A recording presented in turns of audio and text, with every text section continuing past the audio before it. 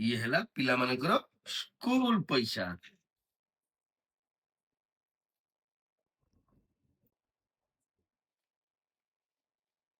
ଆରେ ଇଏ କଣ କରୁଛ? ଆରେ ପଇସା ନଉଛି ଆରେ କେତେ ପଇସା ବାହାର କରୁଛ? 1000 ଟଙ୍କା। 1000 ଟଙ୍କା? ଆରେ 1000 ଟଙ୍କା କଣ ପାଇଁ? ପରିବା ବେଲାକୁ ଦେବି ନା ଦେବିନି? ଆରେ ପରିବା ବାଲା ଏତେ ପଇସା ନଉଛି ନା କଣ? ତାଠୁ ମାସେ ହେଲା ପରିବା ଆସିଲାଣି, ତାକୁ ଟଙ୍କାଟେ ବି ଦିଆ ହେଇନି, ତା 1000 ଟଙ୍କା ହବ ନା? ତାହେଲେ ତମେ ତ ଜାଣିଛ ପରିବା ରେଟ୍ କେତେ ହେଲାଣି। ହଉ ଠିକ ଅଛି, ନିଅ। ଆଉ ବାକି ପଇସା ନିଅ।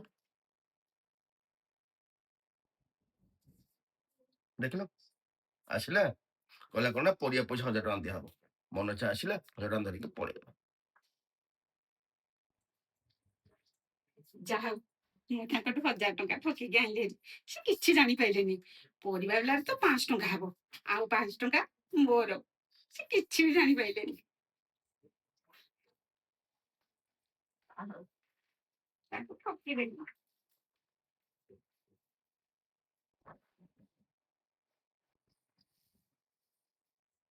ହେଇନି ଚା।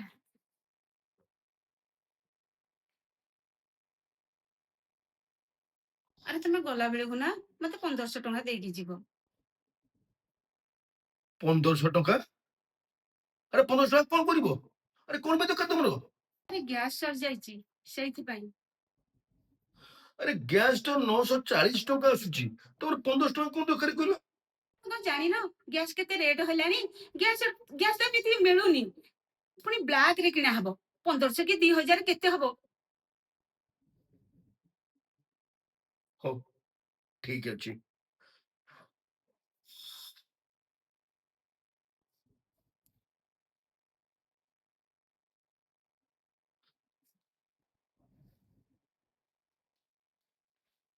ନିଅ, 1500 ଟଙ୍କା ନିଅ।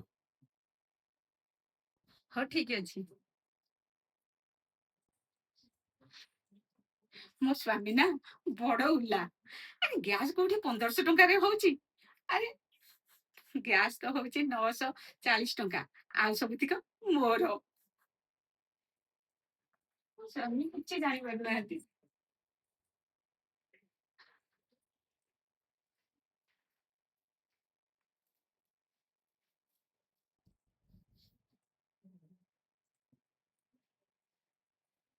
ଫୋନ୍ ଟା କଣ ସୁଇଚ୍ ଅଫ୍ ଦେଖଉଛି? ଆରେ ଏତେ ସମୟ ହେଲାଣି, ମୁଁ ଆସିନାହାନ୍ତି ଘରକୁ। କଣ ଏମିତି ସୁଇଚ୍ ଅଫ୍ କରିଦେଇଛନ୍ତି କଣ ପାଇଁ କେଜାଣି?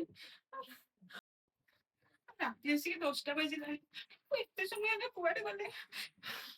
ମୁଁ ଏତେ ସମୟ ହେଲାଣି, କେତେ ଡେରି ହେଲାଣି।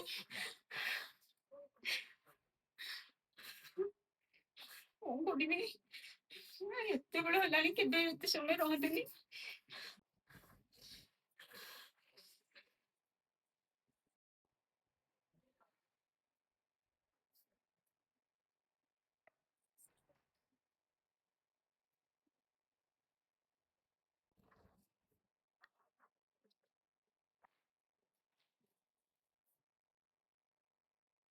କୋଉଠି ରହିଯାଇଥିଲ?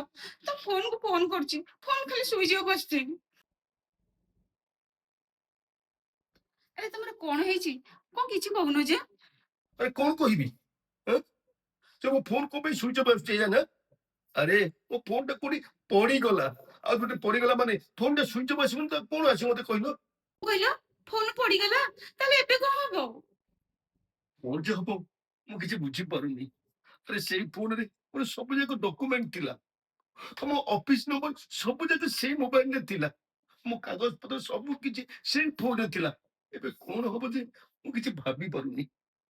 କାମ କର, ଗୋଟେ ନୂଆ ଫୋନଟେ କିଣି ଆଣ, ଆଉ ସେଇ ନମ୍ବରରେ ଗୋଟେ ସିମ୍ ଆଣ ହେରି।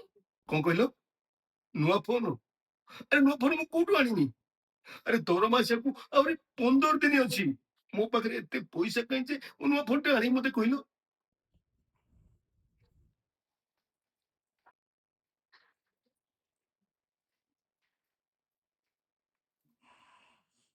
ହଉ ତମେ ଗୋଟେ ମିନିଟ ରୁହ, ମୁଁ ଟିକେ ଆସୁଛି।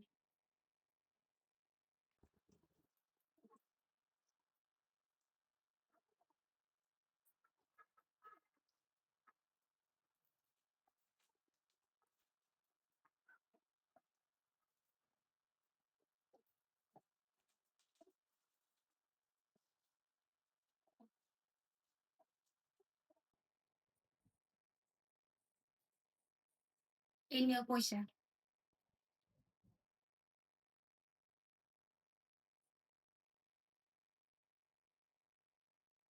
ଆରେ ଏତେ ସାରା ପଇସା, ଆରେ ଏତେ ସାରା ପଇସା ତମେ କୋଉଠୁ ଆଇଲ?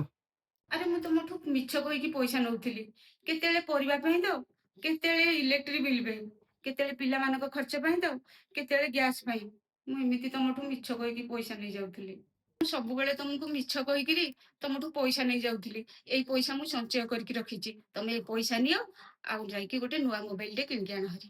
ଗୀତା, ତମେ ଏ ପଇସା କାଳେ ତମେ ତମ ନିଜ ପାଇଁ ରଖିଥିଲ।